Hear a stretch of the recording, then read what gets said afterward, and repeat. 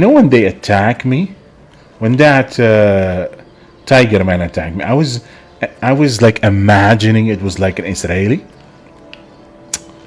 because basically these tiger people are like the Israelis of this world, because they just rob you. We love the Gaza Strip. We can't just take a whole strip of land and say Israelis can't live there. That doesn't make sense. This is our sovereign state. Would you live there? Of course. By the beach? Oh, for sure. Yes, my husband's also talking about building. He has a yeshiva, Talmudic Institute here, so building a branch in Gaza. We have lists already of about 500 families that are willing, on the drop of a hat, to just move into. We have north. Steal you from your land, steal your clothes. They want to kill you. But if you attack them, they're like, oh, victim. I am a victim. We want peace. No. Be careful, my friends. Be careful. Apparently, you can't talk about these things anymore in the United States. You'll just get deported if you are a foreigner. But if you're an American, they just raid your home. So I guess you lost your freedom. You used to be like, we are free! We are free! We are free! We are the freest nation in the world! We are free! Freedom! Best place on First Amendment, Second Amendment. Freedom, freedom, America, America. But now, Israel number one. Yes? Yes, Israel number one. Yes, Master Israel. Yes, we love you, Master Israel. Please, Master Israel, we will do everything for you.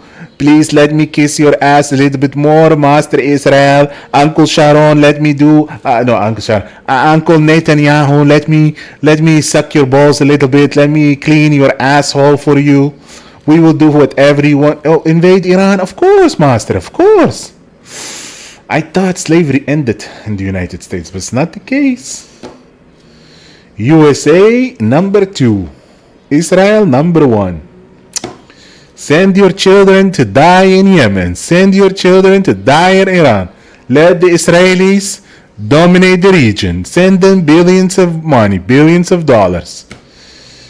Israelis have a better quality of life than the Americans, yet the Americans send their own money. It's like a relationship with a toxic woman, you know, that cheats on you, gets pregnant, you know, makes you spend all this money on her. Then she has the baby, discover the baby is black. She's like, no, my uncle and my grandfather were black. You know, you find like in her phone all these Tyrones and you know, exactly. They're like, no, this is old messages. That means nothing. You know, there is like some parallel in this, and very toxic, extremely toxic, a lot of lying. If you take out Saddam's regime, I guarantee you that it will have enormous positive reverberations on the region. And I think that people sitting right next door in Iran, young people, and many others will say, the time of such regimes, of such despots, is gone. It is shortly before dawn on the 23rd of March. The first rays of sunlight can be seen as a convoy of Palestinian Red Crescent ambulances are traveling on a road to the north of Rafah, searching for missing colleagues. The Israeli military would later claim that they didn't have their emergency lights on. This video shows very clearly that in fact they did. The convoy spots the missing ambulance on the side of the road, so they pull over. The paramedics, wearing their uniforms, get out and start to move towards the vehicle. Israeli soldiers then open fire.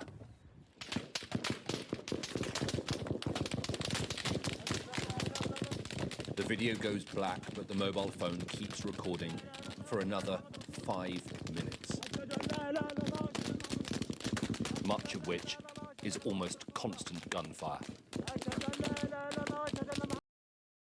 We were, when we were young, they used to do the same thing to us as they do to geese, They would be like, stretch your neck, open your mouth, and force World War II history down our throats. Yes. In the Netherlands, you would not be able to 1 year without this, World War II, Adolf Hitler, Holocaust, etc., etc. So, like the amount of history that we, forget about Roman history and these things. I think 80% of all history that we learned was World War II. Fine, that's perfect. But because of that, I know that the Germans and the Americans and the Allies, they would just, see people with like red crosses on their arm and knew that this is a medic, and they would respect not to shoot at them. You know who shoots at the Red Cross? Israel. The most moral army in the world. Of course, more moral than, the Nazis, but the Nazis didn't do this, but they do this. You know who shoots children, like little children, in the head? Israel. You know who bombs the building of the Red Cross? Israel. You know who kills 15 innocent? Who kills who kills ambulance employees, like a Red Cross? Who does that? The Zionist state of Israel. And you know what makes me very, what I find like really, most people don't think. Most people, what they do is they just regurgitate what someone else said. So most people, they hear something, they're like, oh, that makes sense, without really any critical or analytic thought. It's just like, okay, like take it, implant it in my mind, this must be truth. But what I'm saying is, if you take like 1 second to analyze things that they're saying, you're like, this bitch is cheating. You know how some men, they stay with like a cheating partner for like years, and like three out of the 4 children are not his, and then eventually he's like, oh, I didn't know. And of course you knew. You just chose to ignore all the red flags. And you guys chose to ignore, not red flag, like a forest of red flags. The horizon is filled with red flags. Yes? You ignore them. You ignore them and ignore them and ignore them and ignore them. And you're like, yeah, but my life is okay. I can go to Burger King and I have an okay life. Okay. If that is your measurement for success and honor, then of course, then don't do anything.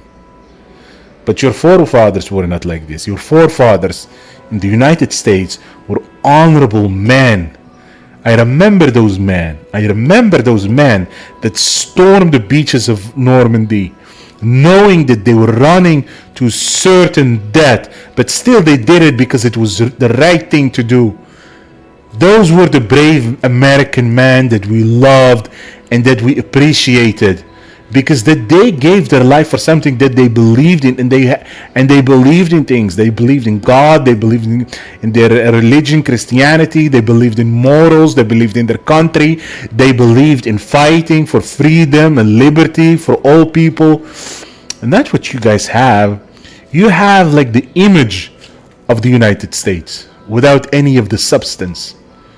What you have is just a distorted reality.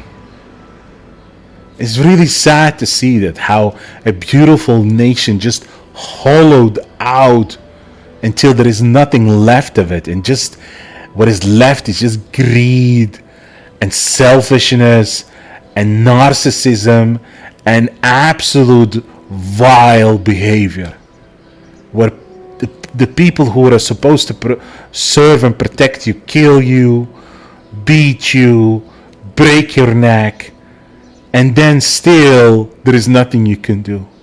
How innocent people go to jail and guilty people are set free. You are the country that is a first world country, second world country, and a third world country in one. You're the land of the free and the home of the brave on paper.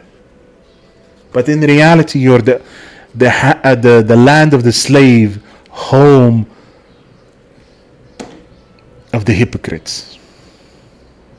And don't say this because I want to insult you or hurt your feelings. I say this with the hope that you wake up. You wake up from your slumber, from your deep sleep induced by pornography and alcohol and substance abuse and cheating and all the self-indulgence. That's why. Because you used to be a great nation. And make America great, it's not on my head, but make America great does not start by making Israel great. Does not start by another award for another country who doesn't benefit you in any way. It benefits your politicians. It fills their pockets. Absolutely. Do you know what I think about those politicians, including Trump? They're traitors. They're traitors to your people. If I was an American, I would be the first to get the news and to hang them. That's what it is. Judge them and hang them. Because they're traitors. They're traitors to your flag. They're traitors to your constitution. They have anyone with double loyalty should be hanged for treason. Anyone in any position of power who has allegiance to another country and prioritizes that allegiance to that country before the United States should be hanged for treason. But you don't. You've been castrated. You've been humbled. You have been humbled and castrated and silenced. And you're like sheep that has been pushed to the slaughter. You have no more rights. You don't have rights over your children. You don't have rights over your free time. You work 2 and 3 jobs just to make ends meet. It is sad. It is sad. It is sad. It didn't used to be like this. It used to be the land of hope and dreams.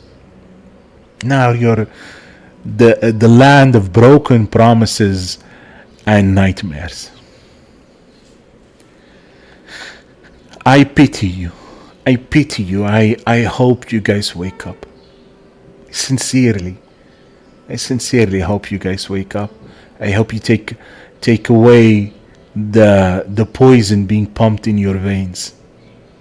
That is called money in politics. That's the corruption of your nation. These foreign entities that, but not just foreign, domestic also. These special interest groups and stuff like that. It has hollowed your politicians. It has made them addicted to their money. How can the people who bribe your politicians, then your politicians send billions to Israel. Israel then sent back through AIPAC millions in their pockets. So how is that bribery? And how is it the best for Israel? How could you have politicians, your politicians, going in uniforms of a foreign nation, if that does not mean that your country has been usurped by the Israelis? Wake up, Americans. Wake up. They've silenced the white man. They have imprisoned the black man. They have they're deporting the brown and the Mexicans. Well, what is left? Who's left? Who's left? Who's left?